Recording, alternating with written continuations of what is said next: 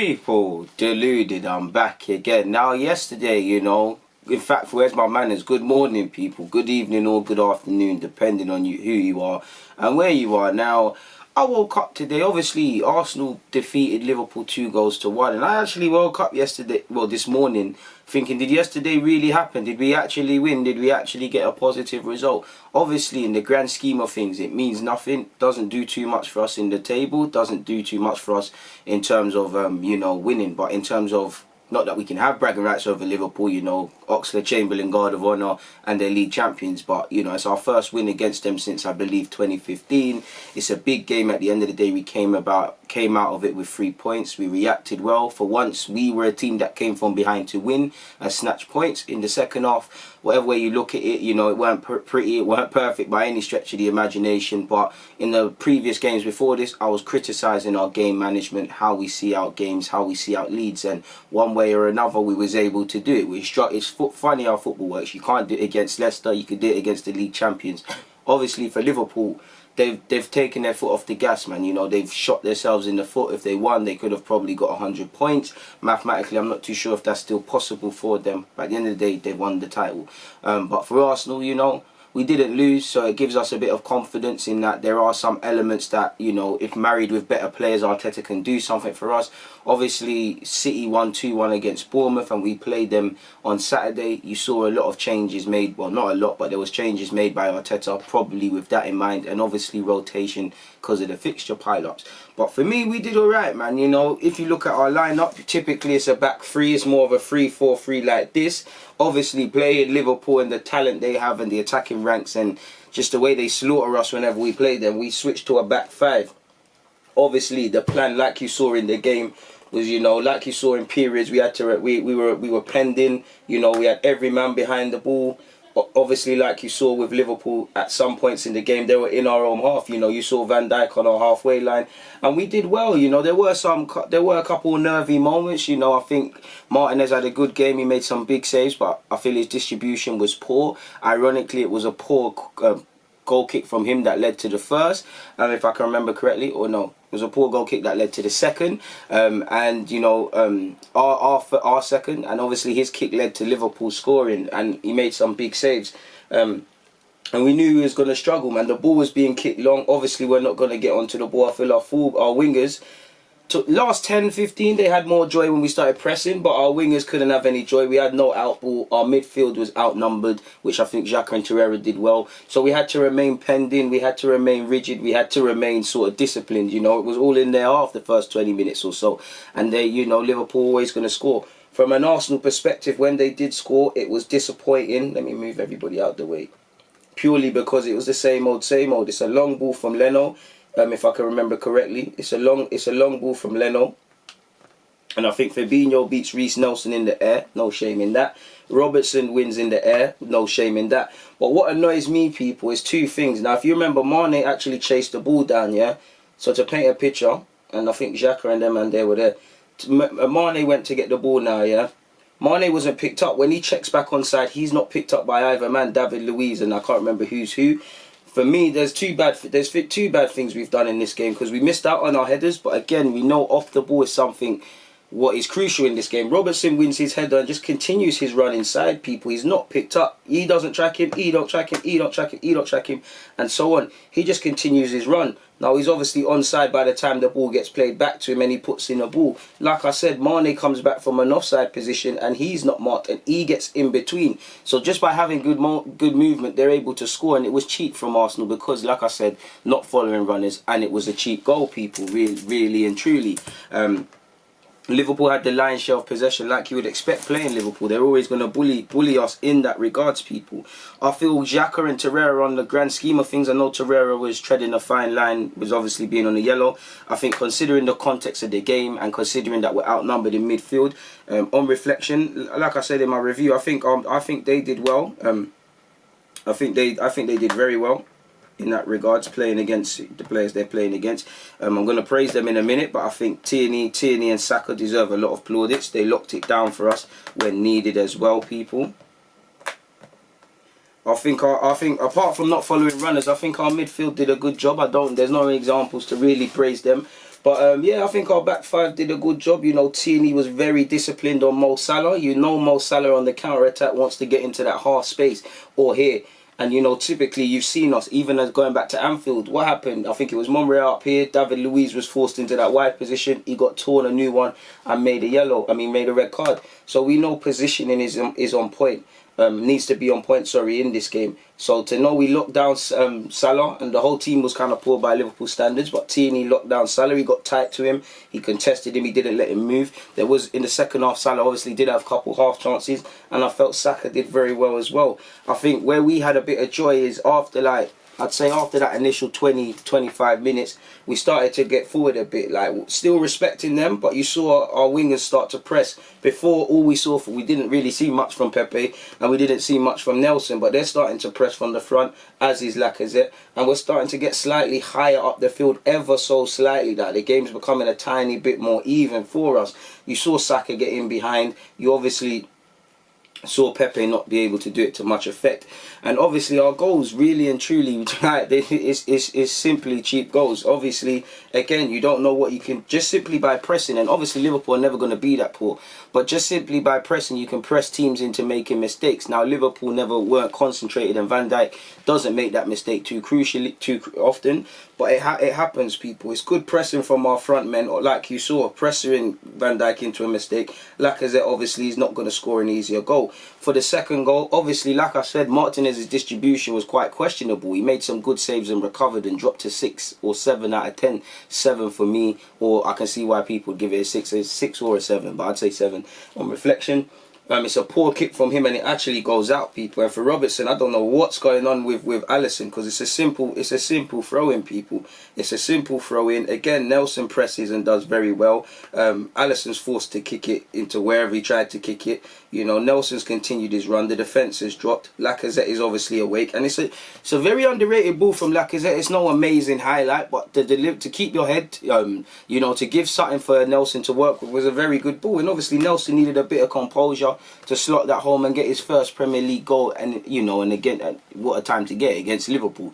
It's fantastic, really and truly. So yeah, man, I think we defended well. I was impressed with how Tierney and Saka locked it down in particular, and for me that was the main sort of thing I was looking at, really and truly, people, because I've been calling for Tierney to play in that back three if we're going to do that, and obviously Saka to come across.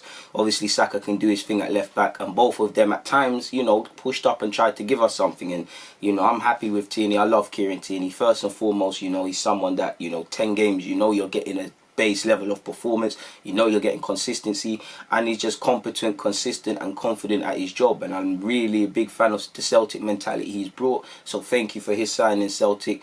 Like I said, I really like Saka. I feel Lacazette worked his socks off in that game. I feel it was a good team performance, beyond, as much as I can praise it, beyond the mistakes Liverpool made, beyond the initial mistake we made. Obviously, second half, I'm looking at it and thinking, like you lot, last 25 minutes, we throw a lot of games away. There's a reason why we've dropped 21 points from winning positions all season and 15 under Arteta. And that's right now, these players can't concentrate for high periods. It cost them against Leicester, it cost them against Spurs, taking the leads and dropping it. So to know that, you know, we've weathered the storm, we've had less possession, I believe 33%, we've had 3 shots, 2 on target, we've been quite clinical.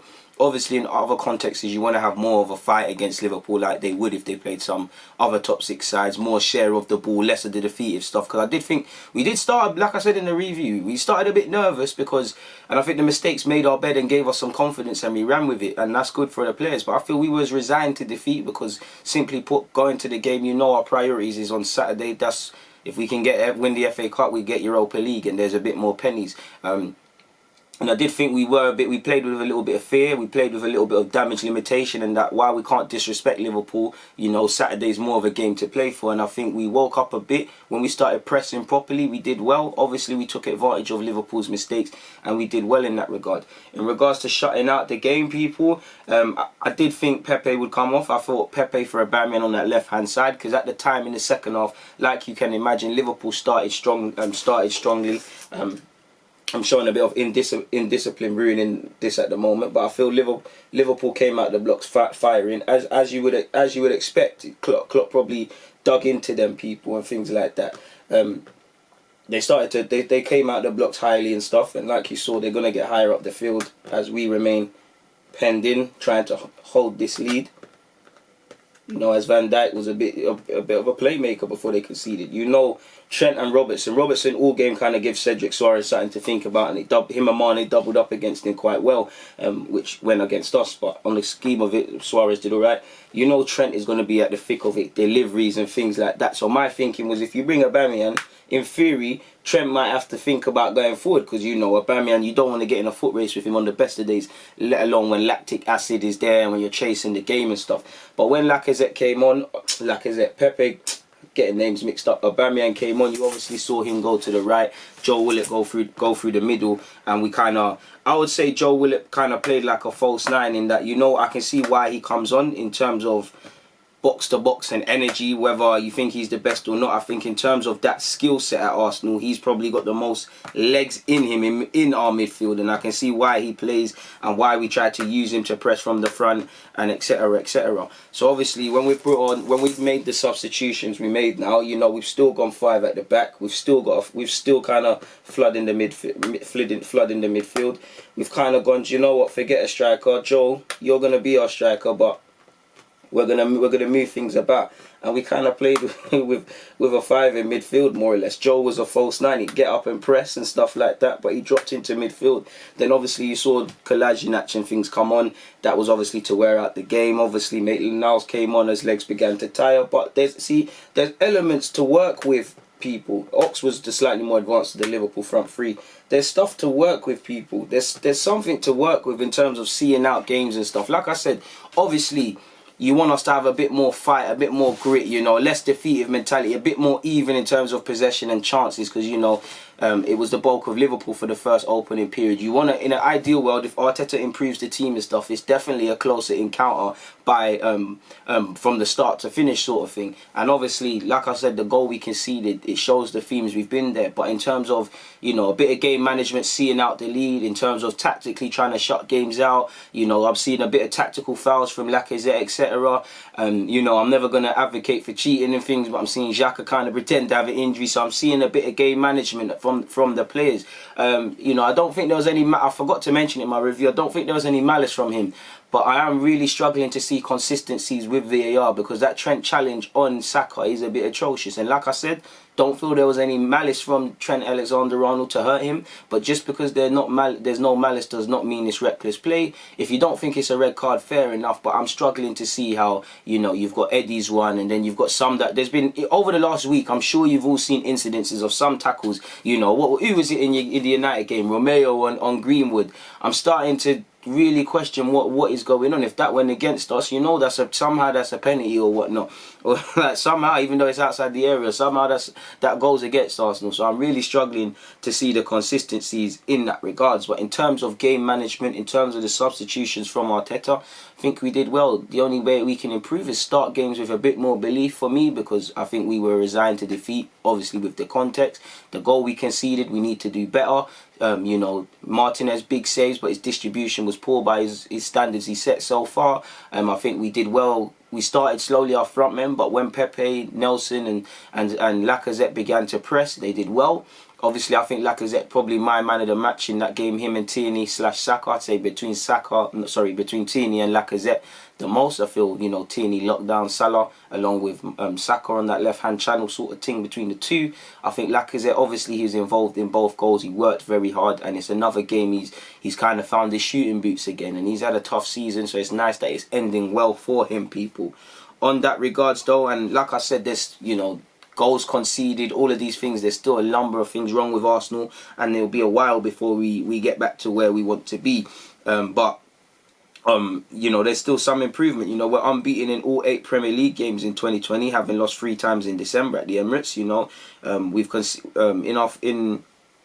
in the 18 games since Arteta's taken charge, we've conceded 18 goals, so it's almost a goal a game. Obviously, I don't want to read too much because there's a lot of improvement to be done in our defence under Arteta. But, you know, we conceded 27 in our opening 18 games. So, you know, that shows there's a lot of progress to be made. but there's something to work with there. And if we could, like Arteta did when he dropped the gauntlet kind of in the post game and said, you know, it can't be done more or less without investment, you want to see him given some decent tools to work with, because, you know, Arteta will make mistakes. He isn't perfect. You know, he will get things wrong, but give him something to work with. And I feel Arteta was brave. Obviously, most fans can realise, you know, Aubameyang's never really been given a break all season, and we've got, you know, we just played against Spurs. It's a quick turnaround, and we've got City on Saturday. Most people can understand Lacazette being out of the Aubameyang being out of the team, or Aubameyang being given a break. But you lot all know if it stayed 1-0 to Liverpool, the question marks will become, Arteta don't know what he's doing. Why did he put Aubameyang on the bench and things like that? Which they would have been legit questions. But at the end of the day, you know, he's not started his top striker in a game against the league champions. We've done our thing. Reece Nelson has played a central figure in seeing his team come from a goal down against the league champions, which should be good for Reece Nelson's confidence. You know, nice to see he's repaid Arteta's faith. You know, he didn't have the best of games against Norwich. Weren't bad, but he hasn't really done. He hasn't had opportunities, but he hasn't really done enough like what Saka has to you know, you've played good, so you know you're getting a run in the team. He's not looked out of place, but we keep sitting there and saying there's things he could have done better. In fact, he has looked out of place, but, you know, he's still developing. That being said, though, Reece Nelson is the 5th different player aged 20 or under to score for Arsenal in the Premier League this season. Martinelli, Saka, and Nketiah will it make up the most, which is the most of any team in the competition. Since 2003-2004, Arsenal had the fewest number of shots attempted in a Premier League victory, which was 3, and is the largest difference between shots taken and shots faced in a Gunner win. Obviously, we faced 24 shots and we walked away with 3 shots, 2 goals, 2 on target, 2 goals, I believe. Which at the end of the day, you know, if we lose this game, we're spoken about as being toothless, lacking intent and things like that. You win a game like that with these contexts, it's called a masterclass. Less possession, less shots, you walked away with the 3 points. That's, you know, I'm not saying Jose always won games in that manner, but this is the sort of thing Jose was praised for. Even people older than me, Arsenal fans, were praised for the 1-0 to the Arsenal. I know we didn't win 1-0, but you get the point. Lacazette is the first Arsenal player to score and assist against a side starting the day top of the league since Thierry Henry versus Manchester United in 2004. Like I said, we had 31% possession, which is the lowest figure in a Premier League game we've won since 2003-2004. Martinez, not only did Martinez have the most touches of any Arsenal player in the game, 56, because obviously they're spending it in our own half and things like that. He made 8 saves, which is the most by an Arsenal keeper since the start of the 2016-17 season. And I feel Martinez, we're in a difficult situation for Martinez. He's given us a good problem to make. It's sad, Carl. You know, Leno lost his place when he didn't deserve to as a result of injury, and now he's got serious competition. He might not get it back. I think Leno is the number 1, but it's neck and neck. I feel Martinez's distribution was woeful today, but it has impressed me generally this season. And we're in a difficult position because for Martinez, he's spoken about wanting to play football. He was arguably close to leaving. You know, do you want to go back to being the number 2? For us, it's great having 2 number 2s fight out, or Leno first choice or second, and vice versa for Martinez. But a decision needs to be made. In an ideal world, Martinez signs a new deal. He's contracted until 2022. But on the other hand, you know, his form might tip some people to think, you know, what should we move for him and make him our number 1? He might have interest from Premier League clubs or La Liga, and we might be able to get 15, 20 for him. I'm not saying to sell him because we'll need to find a backup, but I'm saying we've got a decision to make, and I feel his form has complicated what could have been an easy decision, because he probably would have stayed. He could have been moved on. Now he deserves a new deal, and right now it's his spot to lose. You know, obviously pre-season will come, and like I said, Leno is the number 1 for me. But I wouldn't, at this moment in time, if Martinez keeps it up, I wouldn't be surprised if he starts next season as the number 1 and Leno has to earn his spot. Now, obviously, Leno is injured. The first thing Leno needs to do is obviously get fit. And for Leno, it could obviously be a great thing because he might have even been complacent because he knew he was playing. Now he needs to fight. And that's good for us because whether, you know, one of them makes it or not, you know, when you've got 2 men fighting for one spot, especially a delicate position like a goalie, you'd imagine the more you fight and the more hunger you show to improve, the better performer you're going to be on the match day. But in relation to Arsenal, just in terms of bragging rights, if you can say that, because for obvious context, it's nice to win. It's nice to win in a big game. It's nice to not be on the losing side. It's nice to see our team manage out the game. It's nice to see Arteta switched on with the tactics and stuff, whether I agreed with everything or not. And I think it was a decent collective performance. I feel the midfield mucked in when they could, even though they're outnumbered. I feel the fullbacks did what they could. I feel the centre half, there were a couple nervy moments from Holding and Louise, but they did what they could and they came out of it on the other side. I feel Tierney and Saka, part of that back five, were spotless. Can't find anything wrong with them. Lacazette, man of the match performance, or arguably man of the match performance. I feel last 10 minutes of the first half and second half in all, Pepe came and provided an outlet. While I'm obviously confident Reece Nelson got a goal and got a bit of confidence for the young lad. That's all I've got to say. So on that note, in relation to the tactical review, people, DG, I'm out.